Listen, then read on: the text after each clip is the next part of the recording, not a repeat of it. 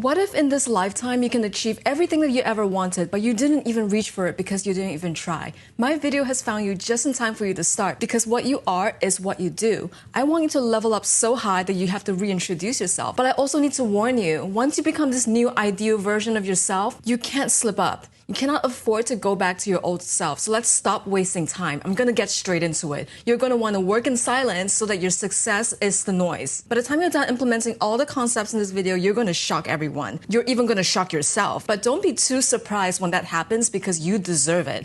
Basically, what's gonna happen is you're gonna stay very low key for a bit. You're gonna set some time aside during this 90 days to work on yourself. And I mean really work on yourself, which inevitably you're gonna improve, and then you're gonna come back and become unrecognizable.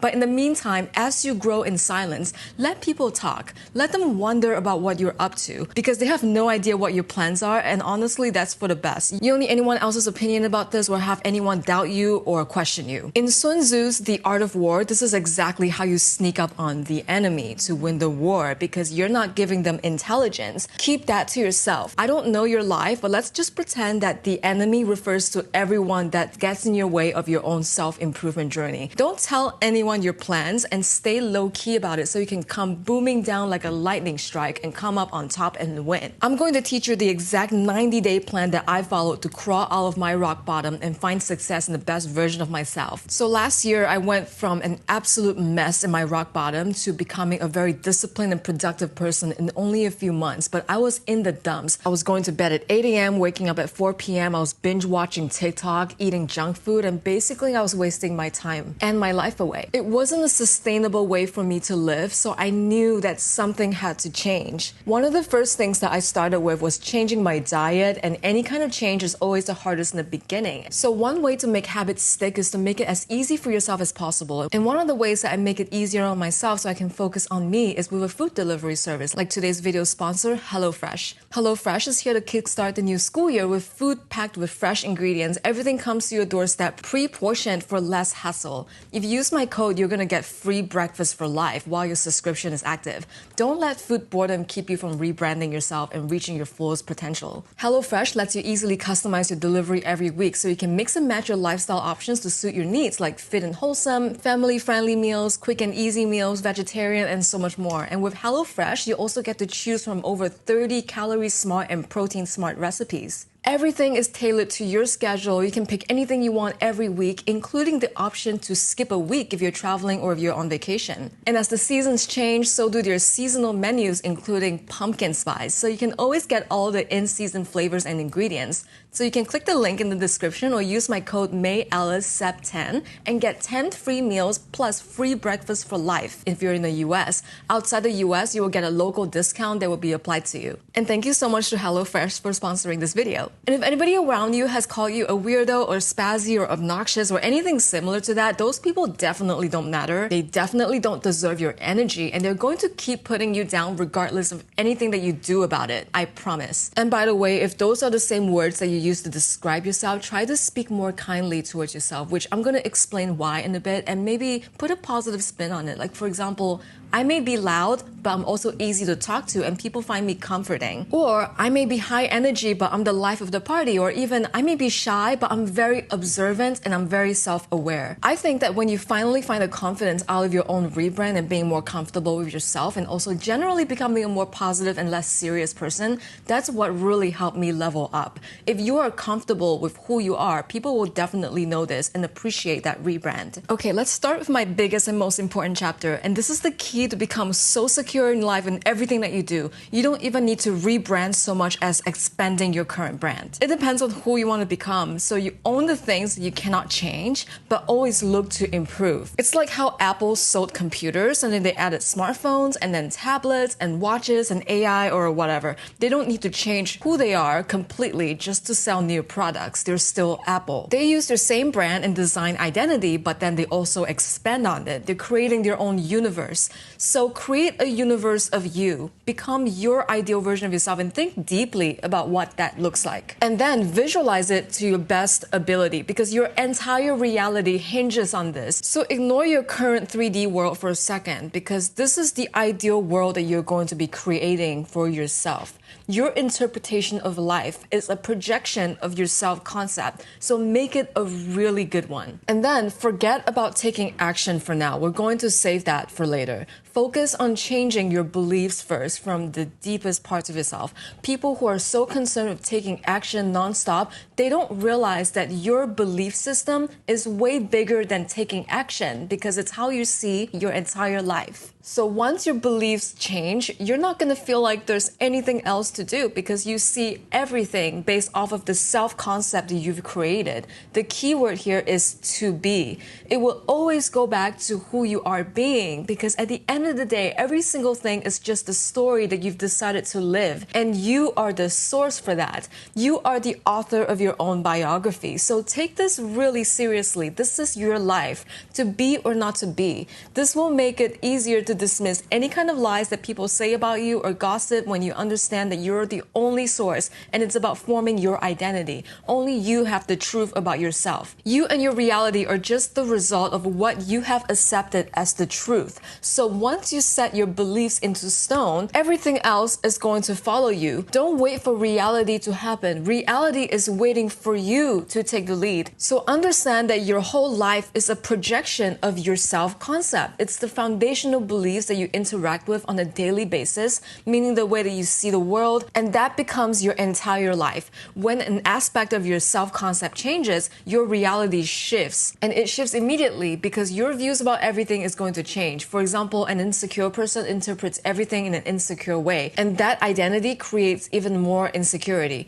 And since this is how they view themselves, the assumptions and thoughts that go along with it is going to also naturally happen. And because they are insecure, they will say things that an insecure person will say, and they will do things that an insecure person does. Like, for example, I don't believe that person deserves success. I don't think I deserve to have that kind of relationship. They will constantly undermine themselves and also other people around them. And that's just the end result of being an insecure person. If they change that part of themselves and stop getting in their own way constantly, then they are going to start focusing on whether or not other people deserve success or whether they think that they deserve the best relationship. And those are just examples, but you see this everywhere with people that you know. Change your self-concept and your views on everything will automatically shift. You're not gaining anything from your own current physical reality. You're creating it constantly in real time by your feelings, by every single thing that you think and what you believe in, and how you feel about yourself. But I have to tell you something. You can feel what you feel, but you don't have to accept it as the truth. Shocking, right? I don't listen to my feelings anymore. I empathize with it. I understand it. And I understand why I feel the way that I feel, but I don't let it lead me. And if I know that my reality is what I've accepted as the truth, then I should only be focusing on what I want to achieve and accept that as the truth. So tell me, why do you keep focusing on the things that you don't want? The only reason why it's still there or whatever, whether it's your insecurity or your people-pleasing behavior or the people around you, is because you keep validating it with your thoughts and your awareness of the situation. This applies to every single thing. Like, for example, in my video about finding financial independence, I noticed this one thing that keeps coming up with a lot of people in the comments is that they keep validating that lack mindset for money, saying things like, I have to work 3 jobs in order to secure food for my family. I cannot save money if I don't make enough. Or you're wrong that money is unlimited. It's actually very limited and rich people take everything away from me. Like, are you reading back your own comments? Sometimes I don't even want to waste energy, my energy continuing to explain something that you're not going to want to undo in your head because unfortunately that's a you issue. I'm just being honest. If you're not hearing what I'm saying, why are you even wasting time watching my videos? Like, I'm here to hopefully help you realize things about yourself. So that's why I'm like this. It's also crazy to me how some of the most beautiful people in the world have the most awful self-concepts. I don't mean just physically. I mean like the kindest, sweetest people in the world. Please, just like no more of this bad self-concepts. It must be abolished right now. Like, there's no way that you're so cool and interesting and pretty and funny and creative and there's no one else like you, and yet you get so sad when someone someone doesn't text you back and you think that it's not a privilege to date you or to be friends with you, and you think that if someone doesn't text you back within a day that they don't like you. I'm kind of going into specific things here, but you need to realize this thing about the physical world. Your physical reality is created by both your past decisions as well as your past circumstances, things that happen to you, things that you decided to do, but everything in it is actually neutral. It can't tell you anything. It can't validate you. You can create thoughts right now about it that makes you think that it's telling you something and it's giving or it's taking away value from you, but you are the only person attaching a story to everything. Your perception of the physical reality is what gives it life. It's 100% dependent on you. Things show up the way they do because of what you accepted as the truth. And when it comes to things like manifestation, that is all imagination. When you embody the state of your wish already fulfilled, you instantly manifested your desire in your imagination already, and that's what makes it real. That's why there's no need to convince yourself that you have it in the physical reality. When focusing on your imagination is what's going to take you to your goals. If you have it in your imagination, the physical world will bend to you. It will reflect everything back to you. And the irony is that the 3D realm, your physical reality, is going to start giving you everything that you want instantly the second that you stop focusing on your current reality. And that includes all of your negative self-talk, like, I don't deserve this, I'm not good enough for this, I'm not whatever enough. Yes, you are. So before we even talk about discipline, don't ever be afraid to start anything. There's no reason to be afraid because nobody will ever say all the right things to the right people. Everyone has said something very embarrassing, and it's better to say something than nothing at all. Everyone has made mistakes, and that shouldn't scare you into becoming a hermit and not do anything with your life. Take calculated chances, meaning that with anything that you do, make sure that all the upsides are better than the downsides. And move on if you need to. You will know in your heart if you will regret it if you didn't take that chance on yourself. Life is too short, you guys. There is really no reason to hold back on anything. And don't ever take yourself too seriously. Be a bit unserious. The specific person that you're so into, for example, is probably just afraid of coming off awkward and as nervous as you are. And it's so much easier said than done. But just by putting yourself out there and taking the first step to do anything at all, you're doing way better than the other 90% of people who are just too afraid to even try. But guys, let's face it, once you start, you need to have discipline. And discipline is all about the habit forming game. That's really what it is. Discipline is what's going to carry you through even when you don't feel like it. You are the gamer, and every time you choose discipline, you win that day. And day by day, you build it up incrementally. But you can't have it if you don't mentally and internally shift. Sometimes you just have to stop feeling sorry for yourself. Like whatever it is that you're lacking, everyone lacks something. But so what? Stop the victim mentality and actually change in the inside so that you can move on and focus on the discipline aspect of it. So after I read these two books, and they're called Atomic Habits and The Slight Edge, I was totally sold on the idea of incremental progress. It's the only thing that has ever worked for me, and it makes sense. Forget about all these magical quantum leaps that solve everything overnight. The only overnight solution is your self-assumption, your self-concept. That's the true quantum leap. Everything else is just straight BS. If you're waiting for motivation to get you started, stop it. It's too fickle. Motivation can be good if it's there already, but it shouldn't be the entire foundation of the habits that you're creating, because motivation doesn't last. And it definitely won't be there for you every single day. And when it's gone, you also lose all the habits that you built on top of it. So build habits based on discipline and willpower. The key distinction isn't telling yourself, I'm going to exercise for 30 minutes every day because I want to be healthy, but rather it's saying, I'm going to discipline myself to work out every day because that is simply who I am and that's my purpose. And because I have purpose, I also have enough willpower to always be doing that. Whatever your goals are, make it so that the only way you can't lose is if you don't do it.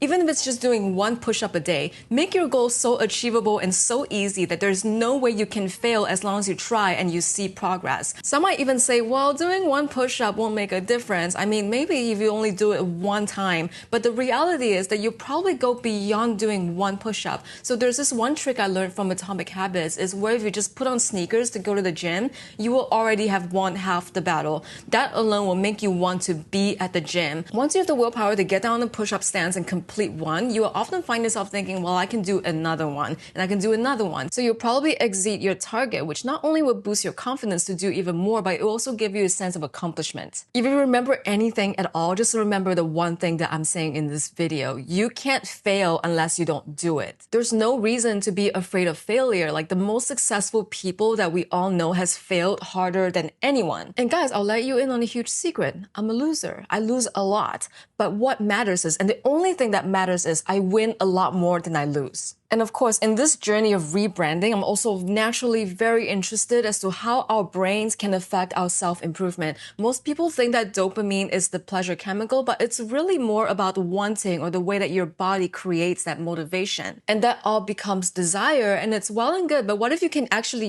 use that dopamine to your advantage and achieve whatever your goals are? It's really simple. Imagine you have an animal brain, because you do. Make the things that you want to do less of more unappealing to you so that you can get less dopamine from it. In fact, try and find ways to make yourself dislike doing those things. And then the things that you want to do more of, make yourself love those things so that you can do more of what you love and less of what you hate.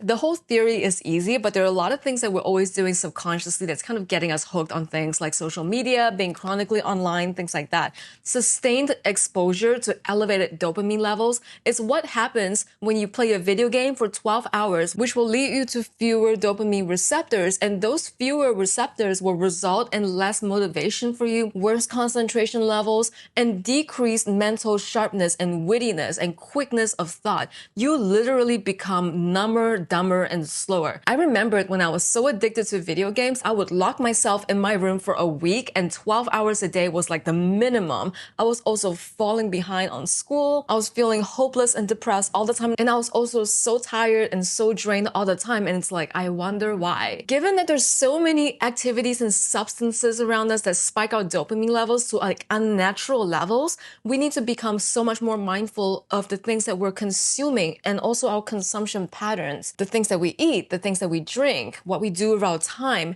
Corporations and industries, entire industries exploit this all the time to keep you hooked on their products, to have you IV'd in and become addicted. Like I always say, think about this monkey, for example. This is the perfect illustration of what I'm talking about. Rate his setup, go ahead, because it's all about setups. We need to break out of this matrix. It's hard because our constant flow of dopamine keeps us so comfortable, and we love comforts, right? That's not the point of this video. If you want to rebrand and transform in 90 days and you have something ruling over your life that's slowing you down, identify what that is and then break its grip on you. If you're like, oh no, how do I do that? Change your self-concept, go back to the first chapter of this video, and then use your discipline. That's how you're going to rebrand. Limit the daily activities that constantly flood your system with dopamine, but don't actually add more value to your life in any kind of meaningful way. Keeping yourself from being bored and then doing nothing is not really the kind of value add that you think it is. For example, I used to love looking at Instagram memes all the time. My friends would like send me stuff, and I would be like looking at memes all day, like, haha, is this you? Like, really, what's the point of that? Is that really adding more value to my life aside from like a quick, haha, you know? Now I actually unfollowed most, if not all of those accounts, because why do I even care? What is it adding to my life? Is it worth it? Usually not.